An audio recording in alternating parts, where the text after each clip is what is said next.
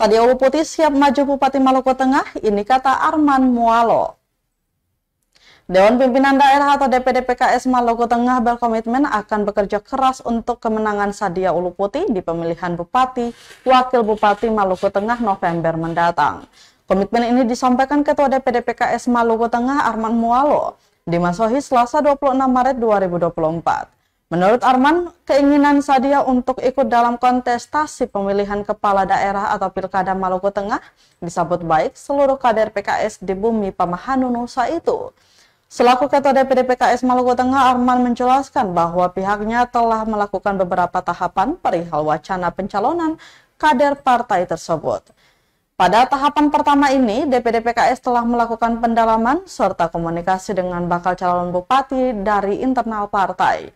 Meski demikian lanjut dia, PKS tidak menutup ruang bagi bakal calon yang lain untuk mendaftarkan diri sebagai calon bupati maupun wakil bupati dari PKS.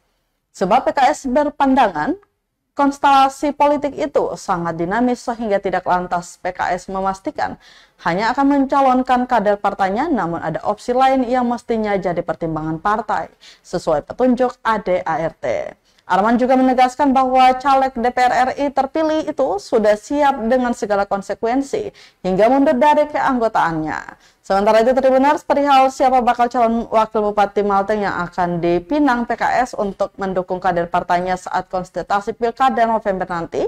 Dirinya mengabarkan tim internal telah menulis sejumlah nama bakal calon, dua diantaranya adalah Rudolf Lailosa, ada Mario Lawalata.